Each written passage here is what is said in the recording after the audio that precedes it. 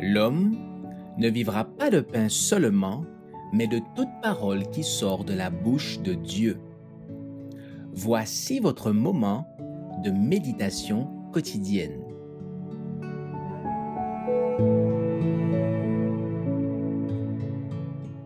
Révéler le caractère de Dieu, le 9 août. L'Éternel, l'Éternel, Dieu miséricordieux et compatissant, lent à la colère, riche en bonté et en fidélité. Exode, chapitre 34, verset 6. Toute la lumière du passé, toute celle qui brille à l'heure actuelle et qui se projette dans l'avenir, cette lumière telle qu'elle nous est révélée dans la parole de Dieu, est offerte à toute âme qui veut bien la recevoir. Sa gloire, qui est la gloire même du caractère du Christ, doit être manifestée dans tout chrétien, dans toute famille, dans toute église, ainsi que dans le ministère de la parole et dans toute institution établie par le peuple de Dieu. Le Seigneur les destine à être des témoins de ce qui peut être fait en faveur du monde. Tous attestent la puissance salvatrice des vérités évangéliques.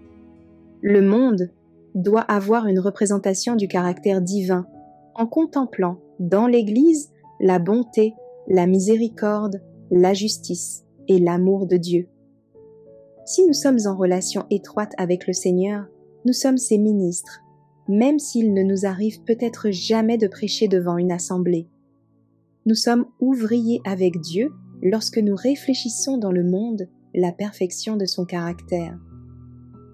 Notre mission est de restaurer l'image de Dieu en l'homme par la grâce abondante que Dieu nous donne en Jésus-Christ. Combien nous avons besoin de connaître notre Père céleste afin de le représenter par notre caractère.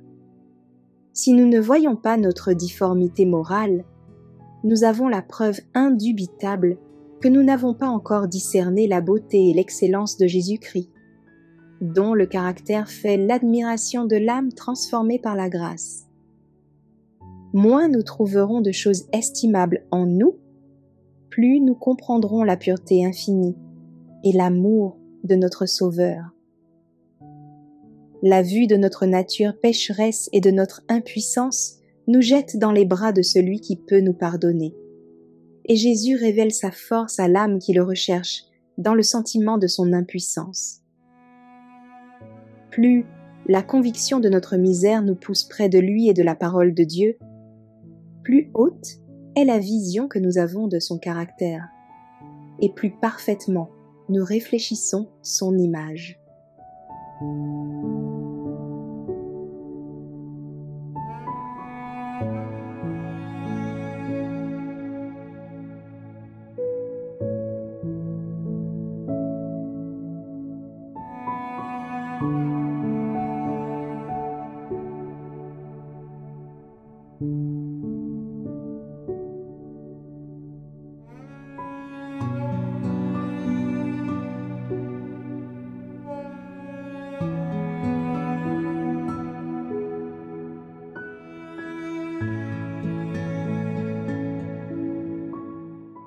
Merci d'avoir écouté cette présentation. Assurez-vous de nous rejoindre demain pour votre moment de méditation quotidienne avec lereste.org.